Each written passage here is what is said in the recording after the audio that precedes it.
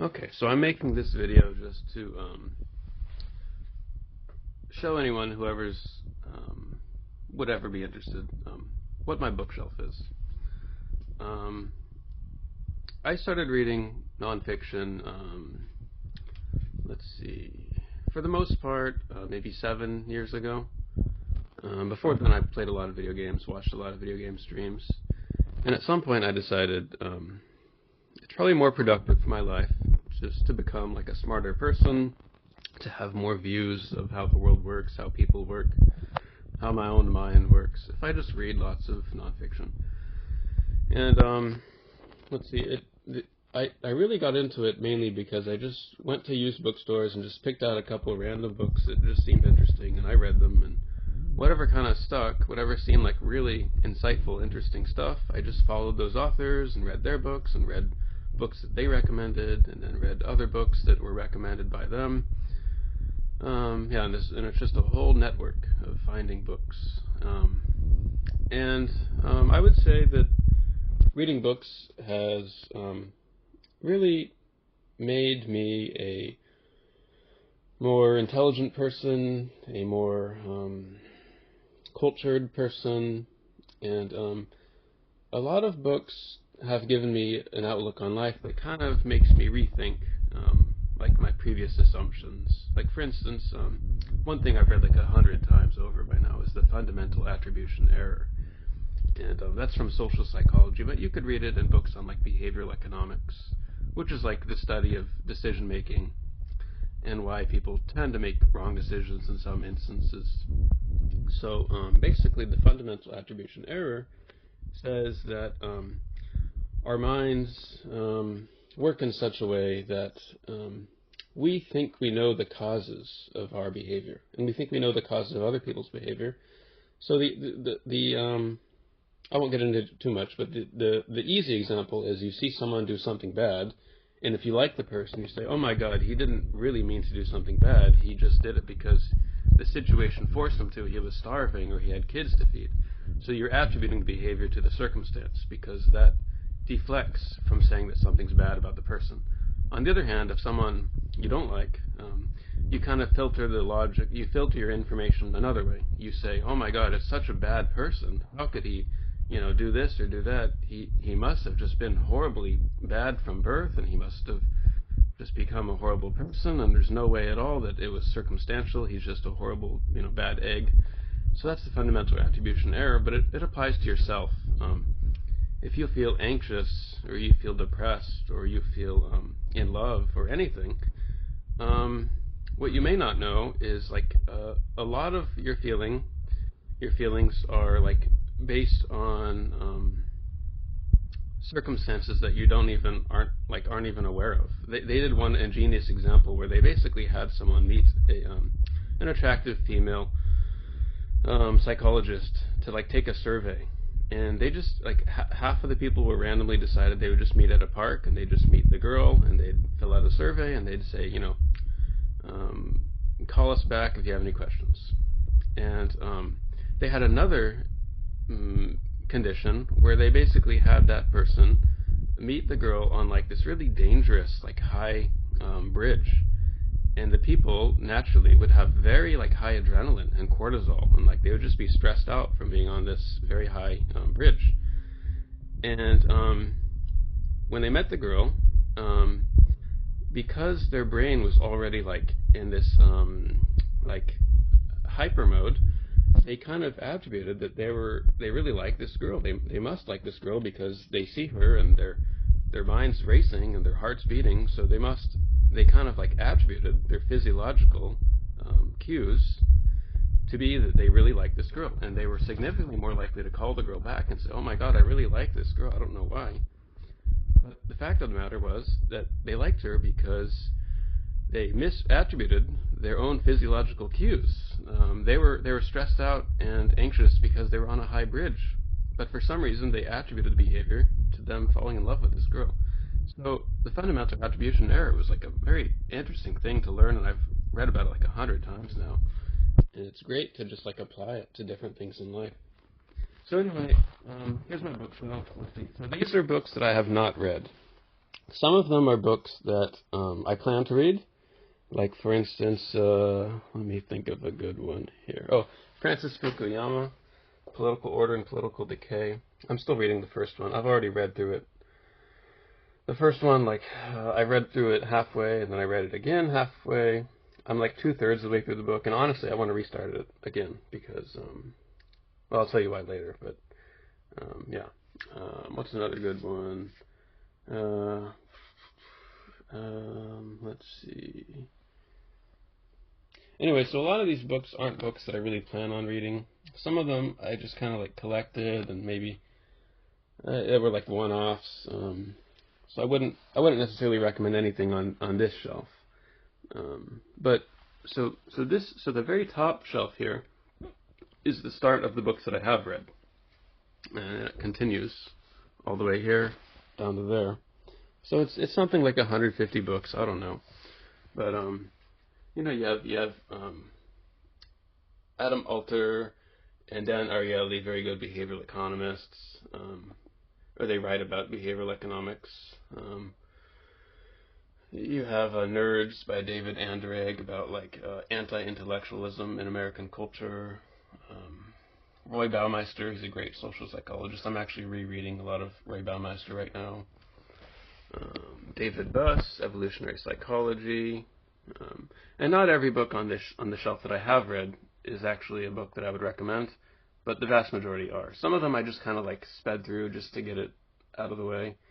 But for the most part, the books that I have read are all pretty good books that I would recommend, that if you read them, you would become a more intelligent person generally.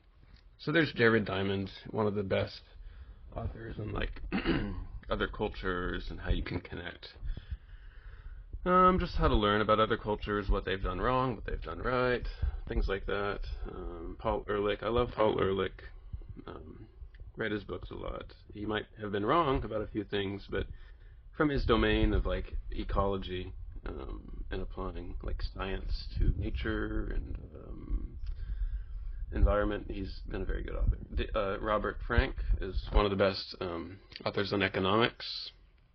I majored in economics, so I love economics. He might have been the reason I got into economics. I started reading his book Luxury Fever about why do people buy such expensive things, and I just got into studying economics, about studying decision making. Let's see. Just kind of random books here. Sarah Blafer Hardy, great author on evolution and human nature and studying different cultures. Nina Jablonski, great author on the science of skin color and why, for instance, darker skinned people in higher latitudes, like in Alaska or in New York, have a lot of vitamin D deficiency because darker skin has more pigment that kind of blocks the sun from reaching the parts of the skin that generate vitamin D. And on the flip side is very light-skinned people have a lot of folate deficiency and skin cancer and photoaging in areas that are low latitude, close to the tropics, because they don't have a lot of melanin, they don't have a lot of protection in their skin from solar rays, and it kind of breaks down a lot of folate in other parts of your skin that you really don't want to be broken down. Anyway, so yeah, Daniel Kahneman, probably one of the best authors on behavioral economics. I think pretty much everyone should read Thinking Fast and Slow, but it's really just a starting point. There's so many other authors that I've passed by here that teach you the same thing. Let's see. Charles C. Mann, great author on environment and Native Americans and things you can learn from Native Americans. Very cool author. John McWhorter, writes about African American culture and linguistics and anti-intellectualism and all kinds of other things. Charles Murray, a lot of people don't like him, but he gives good advice if you read Real Education and The Curmudgeon's Guide to Getting Ahead and Coming Apart, about inequality, about how a lot of poor people just don't have a lot of chances and we should change that. Richard Nisbett is one of my favorite authors. Mindware is probably the book I've recommended more than any other book. It's really just applying like statistics and economics to life decisions, and thinking about like the scientific method and just ways of thinking more clearly that everyone could really use, honestly. And Rationality by Steven Pinker, it got really big a few years ago when it came out, and honestly, it's like more of the same from as Richard Nisbett wrote in Mindware, but it goes into greater detail. A lot of cool examples of like the Bayesian equation, and disproving something. There's like this cute little exercise where there's a bunch of cards. I forget the exact example, but it's like there's a face on one side, and the rule is if there's a face on one side, there has to be an even on one side. And so there's a bunch of cards. Some of them are faces, some of them are not, some of them are even, some of them are odds. And how do you go about finding that the rule is true? So this is like disproving hypotheses. Do you have a hypothesis that Republicans are evil or Democrats are evil? Do you have a hypothesis that men are evil or women are evil? So the best way to find out if something is true is actually to try to disprove it. So you would learn that if you read like Mindware and Rationality. Yeah, so disproving, that's actually how science progresses, is disproving hypotheses, not finding supporting evidence. That's useful, but you have to disprove things. You have to try to disprove things to actually progress science. Yeah. Robert Proctor, great author on like a couple different things, but like German history, and yeah, it's actually very interesting what Robert Proctor writes. I'm rereading one of his books now. Robert Putnam, Our Kids, is one of the best books, just like Coming Apart by Charles Murray, about inequality and why it is exactly that a lot of poor kids just don't have chances. Things go wrong. They don't have a lot of support. One of the examples I remember, especially from his interviews talking about the book, is a lot of poor kids just don't grow up thinking about how to like be productive in life. They spend a lot of time having fun, and unfortunately, they get into trouble, or it's just not a very good like life goal. Is to just have a lot of fun. So he says like a lot of rich kids, when they have devices like phones and computers, they spend a pretty good amount of time like researching things and being productive on their phones and computers. But poor kids, unfortunately, they don't use technologies to be productive and to learn. They use them to have fun. So that's an unfortunate like difference of values that lead people to, well, I mean, I guess it's circumstantial. If you're poor and you don't have a lot of opportunities, maybe having fun is where you find meaning in life. But for the rich kids who use technologies to learn more, that progresses their intelligence and their ability to succeed in life and get degrees and be productive and be intelligent and things like that. Let's see, Matt Ridley, Bird, Sex, and Beauty. I remember listening to his interviews and I really loved them. So I read the book, and really cool book. Let's see, Juliet Shore, great author on a number of things, but The Overspent American is like the really cool one, where it's about why do people buy expensive things? Why is it so destructive to society? And it's kind of like a good for one, bad for all thing. Buying expensive things makes you look good, but if everyone does it, then we're kind of all in the same place, and it doesn't really help anyone. The Moral Arc is a wonderful book by Michael Shermer. Let's see here. Cass Sunstein, I've read tons of Cass Sunstein. I love his work. I want to reread them. Deborah Tannen, I love her work, mainly about the difference in how people think and talk. So men and women, they think and talk differently. They have different like frames of how they interpret situations and what's said and what's not said. And honestly, reading Deborah Tannen is probably one of the best ways that you would understand how to think like the opposite sex. So I'm male. If I want to think about why are women so different, why do women interpret things so differently than I do, reading Deborah Tannen would be a useful thing to do, and vice versa. And it's also just about cultures. Some cultures are more quiet, and they expect everyone to be quiet, and they get kind of upset when people aren't. Some people talk a lot, and they expect everyone else to talk a lot, and they get upset when people don't. So Deborah Tannen is a great place to just learn about that. let's see. Yeah, Richard Thaler, also behavioral economics, great author. Let's see here. Charles Whelan, great author. He just summarizes. Between Naked Statistics and Naked Economics, you learn a lot of what you also read in like Rationality and Mindware about just how to think well, how to make good decisions in life. Edward Wilson, wonderful author on nature.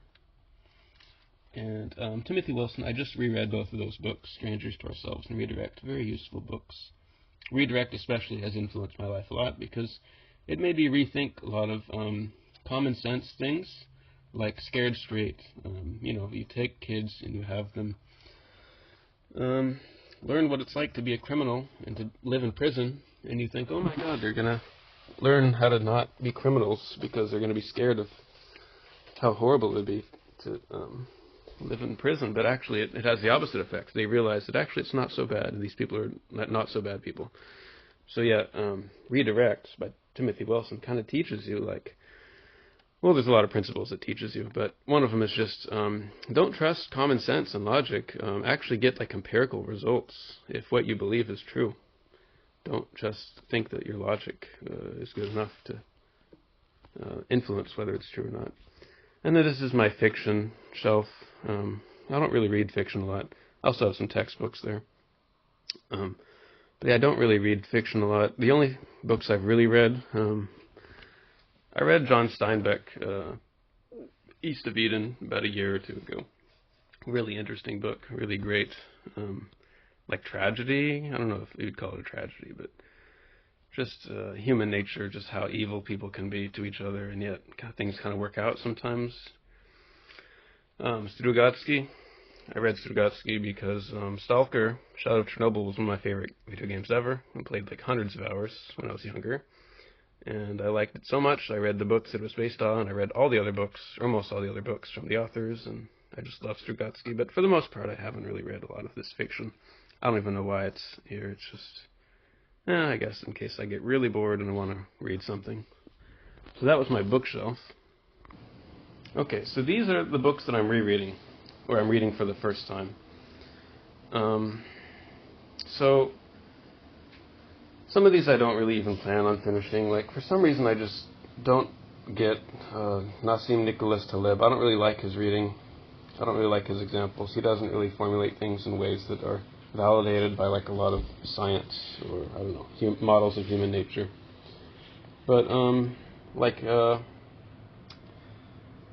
so I'm rereading Mothers and Others, rereading a lot of Thomas Schelling, Choice and Consequence. What's the other one? Strategies, Commitment, another essays. Really great book, Thomas Schelling. He applies a lot of economics and game theory. And then I'm rereading Guns, Germs, and Steel, where I was for a while, but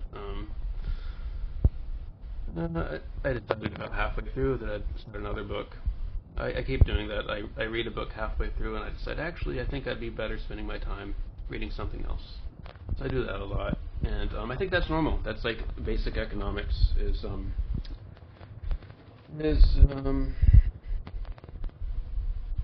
not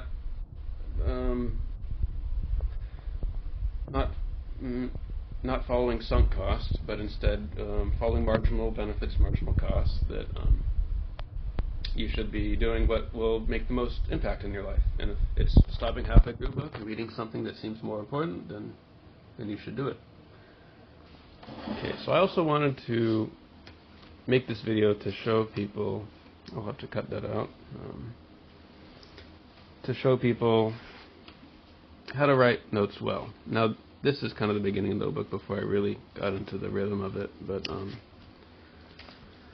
so basically what I do to write notes well, and I must say, I think one of the reasons why I did so well in school, kind of effortlessly, honestly, I never really studied, and yet I still typically ended up with one of the highest exam grades for the class in the majority of classes that I took in college and university. And it could be something innate to me, or it could be just that I was paying more attention in the class, but I think a lot of it is just taking notes. So what I do to take notes is I don't just like verbatim copy what's written. I kind of digest it and summarize it to myself. And so especially when I'm reading, I don't stop in the middle of a paragraph and take a note. I kind of finish the section or the chapter and then go back and think to myself, what was it that really caught my eye, that really I think is useful. And so let's see here, I'll show an example. So the first line, the first indentation or lack of indentation is like the main topic. So that's the book, Good Reasons for Bad Feelings.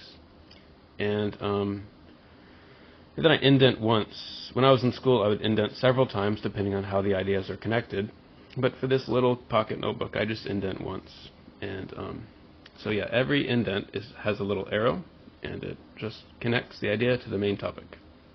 And if I were still in school and I was still taking notes about class, I would indent again to show ideas that are related to the subtopic. That's the first indent. And I'd indent again to show ideas that are connected to the subtopic. But anyway, so I try to start each note with the main word that the note is about. And that way I can kind of just skim through it and then underline it and just go, okay, so this note's about Ten Bergens, 4 questions. This note was about mood polarities. Why are high and low moods there? Why are they useful? Why should we think about them? This note's about the conservation withdrawal idea of depression. We're just conserving energy. We're just waiting things out until things are better. And yeah, it's just, and I'll underline another word if they really connect a lot. Like if I want to make sure that I can just skim a page and go, oh yeah, this had something about deep rationality in it. Yeah, the victim-perpetrator discrepancy. Both victims and perpetrators bias how they see things and what information they reveal, so that actually neither are all that accurate. Yeah, so notes organized this way are good. You can skim through them. And yeah, a lot of the note is just summarizing it to yourself, not just verbatim copying what you're reading, but summarizing it in a way that you know what the idea is about. So real quickly, I'll just show also how I take notes for Japanese. I haven't studied Japanese in a few months, but I'll just show the example of how I do it. So when I'm studying Japanese, I look up a kanji. I write out the onyomi, the kunyomi, what the meaning are for the kanji. And then I have 2 books that I use. I'll show that real quickly.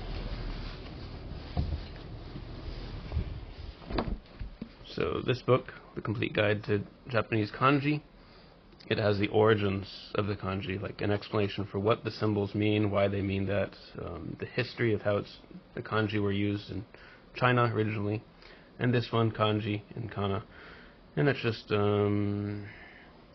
has more examples, more or less. But yeah, so I'll more or less just have a note for the kanji, write about what the different parts meant and why, and the history of why that kanji came to mean what it means, and then some examples of words that use that kanji. So this has been very useful for me to learn kanji. I don't study it as often as I should, but yeah, and then I write the date on the top, and the reason I do that is because about halfway through the notebook I realized it's so hard to just remember when I took notes on which kanji. So I created this index where it's by date. Yeah, and I'll just write out each kanji that I wrote on each date, so I can, if I really need to, I can just look up which day was it that I learned the kanji for this. This is clothing and cut. So this was 3/8. So if I want to, I go to 3/8 and I look at, I think that word is to begin or something. Clothing cut. Here it is. Yeah, to begin. Sho. Hajime. Hajimete. Hats. Ui. Something. Someru. So yeah. Saisho, First. Hatsukui, First Love. Shouho, Rudiments, ABCs. Shoen, First Performance or Premiere. So yeah, I find that very useful. Write the date on the very top. I should probably do that with my pocket notebook. But yeah. Okay, so lastly, I know it's completely unrelated, but I wanted to show people the TurboExpress. I have a Turbo EverDrive, which lets me put any ROM I want on there, and lets you also emulate CD, so you can play CD games on a Turbo EverDrive, which is pretty awesome. We're at TurboExpress. So I got into. I'll just start a game here. Let's see. Something really good. How about Bikuriman Warudo?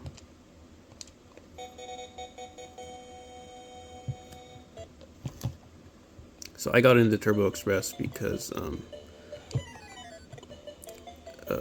I was really into Game Boy as a kid, and I got into Game Boy collecting. And when I got the current job that I have now, about 9-10 years ago, I kind of hard to play and think at the same time, but so basically, I got into Game Boy collecting, and when I got the job I have now, I had some money to spend, and I found out by complete coincidence or whatever chance on YouTube that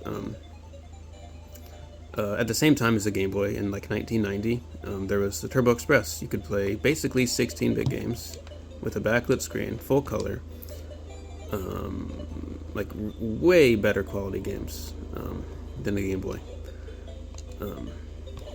This is just Bikuriman World though, but I could show like another example of like a really cool game that you might be surprised to be able to play, like something like well, I'll play Legendary Axe. That's always a great game. But yeah, I decided that I wanted to start collecting for the TurboExpress because they're just so amazing. I had no idea that all this time I was playing like old Game Boy games I could have been playing TurboExpress. So I really got into it. And I just collected tons of games, even though now I play on the Turbo EverDrive because it's just easier. But yeah, this blew me away when I found out that all that time we were all playing black and white Game Boy games. We could have been playing TurboExpress. Not that anyone had the money for that, but I'll just show a CD game just as an example. Of course, everyone loves what is it? Akumajo, Dracula, Rondo of Blood.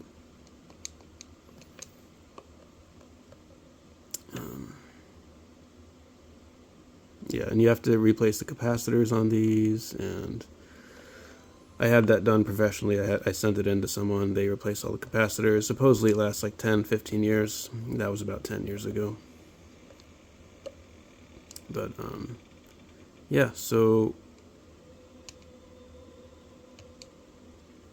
there's not a lot else to say. They're amazing games. Very expensive hobby, but I've enjoyed it quite a bit, and I've said this another time, but one of the reasons why I like these old games, especially PC Engine type games, so much is that there's really not a lot of investment. You just pick up a game, you play it for 5-10 minutes, and you get back to whatever was more important in your life, whether that's reading or work or exercise or whatever. And that's like these older games are just like that. You just pick it up and you play it for a few minutes, and then once you get a game over, you put it down. And that's not how games are nowadays. Games nowadays take up hundreds and hundreds and hundreds of hours of your life. And honestly, it's not very productive. You would probably be much, much better off if instead of playing modern games, you played these old, like shoot-'em-ups and platformers that are more akin to just picking up the game, distracting yourself, having a little bit of fun, and then getting back into whatever was important in your life. So that's really just what I wanted to say, is these older games are just vastly better for you than modern games. I can't play very well while I'm talking and through the camera, but I'm just trying to show you that, yeah, these older games are just great, and I just wish people would be playing these a lot more than modern games, and would just appreciate, like, well, PC Engine generally, but just spending time, or I think, like, rethinking how you should spend your time instead of spending your time on games that take up hundreds of hours of your life. That maybe you should think about playing these older games that just take up 10 minutes and then reading or studying or doing something that's more productive for you. So that's all. Oh, I just wanted to say, these are the pens I use. Frixion. They're pens, but they're erasable, made in Japan, and they're really useful because they are pens. They permanently leave ink on the paper. It's just that they're ink that are heat sensitive. So the rubber part, the eraser part, basically just heats up the ink, and that effectively makes it disappear. Although it's still there, you can put your notebook in the freezer, and all your notes will come back that you thought you erased. But yeah, very useful because, you know, we all make mistakes. So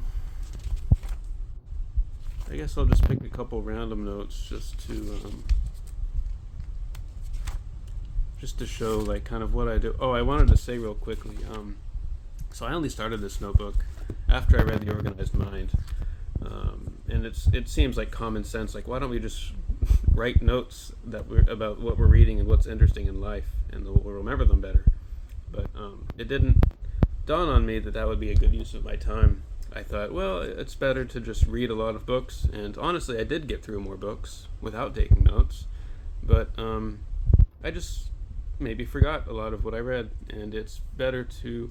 Well, honestly, I got to the point where I was reading so many books. I was reading maybe 2 books a week, and interesting books, not like fiction or pop science books, like actual good books from good authors, like the authors that are on my bookshelf.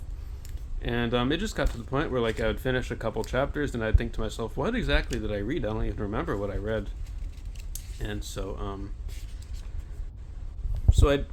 anyway, after I finished The Organized Mind, it just kind of clicked, like, oh, I should be taking notes about everything that I'm reading.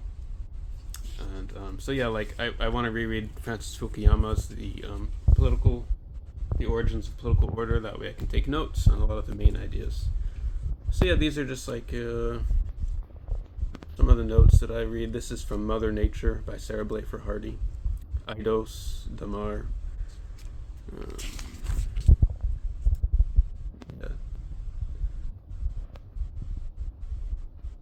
Grit. I didn't actually enjoy Grit very much. There's a lot of people who say, well, it's not so easy to change your grit. Maybe it's just a form of intelligence. It's maybe genetic. We can't really change it very much. Maybe there's a lot of scientific, empirical questions about whether or not grit's actually what we should be measuring and not something else. But anyway, it was an alright book. I wouldn't really recommend it.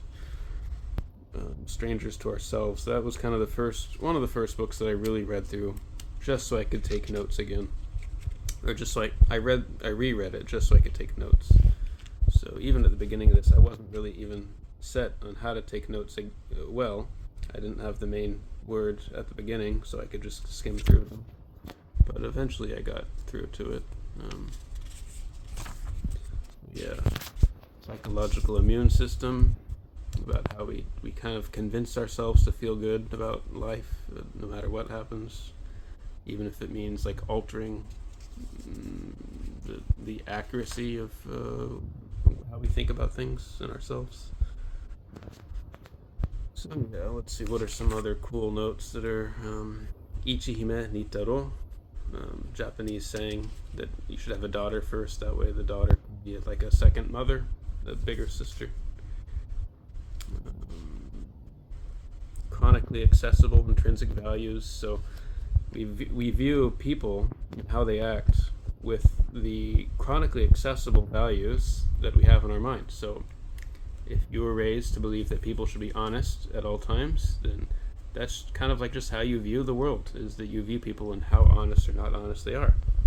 Or if you were raised kind of like me, where you expect people to be modest and to conform to like shaving well and not having tattoos and dressing reasonably well and things like that, then that's chronically accessible. That's just how you view everyone around you. Is do they shave? Do they get tattoos? Do they look like they take care of their personal hygiene and dress well? Do they look pure and modest, or do they seem to be pursuing fun in life? So yeah, just all kinds of cool notes. Um,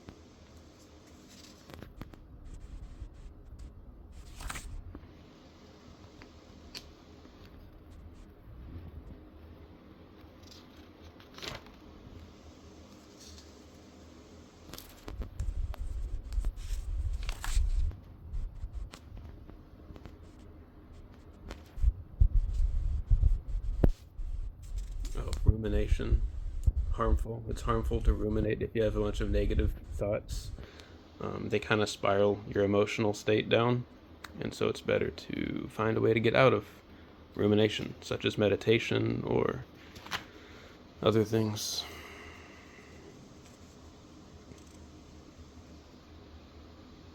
Yeah, so I just thought it'd be neat to just kind of what's one of the really cool ones that I just took not too long ago. It was the fundamental attribution error of depression. That was the most recent note. Yeah, people who are depressed tend to believe that they're depressed because of all the different things that are happening in their lives. But actually, it could very well be that they're just like a depressed person. They're just like, there's something kind of wrong with, not necessarily how their brain works, but just how they interpret things. Maybe there is something wrong with how their brain works, like by diet and exercise and stuff. And on the flip side, there are people who say that they're depressed because there's something wrong with their brain, when in fact it could be because of life circumstances. They're in a dead-end relationship. They're in a dead-end job. The world is not just. Yeah, so that's about it.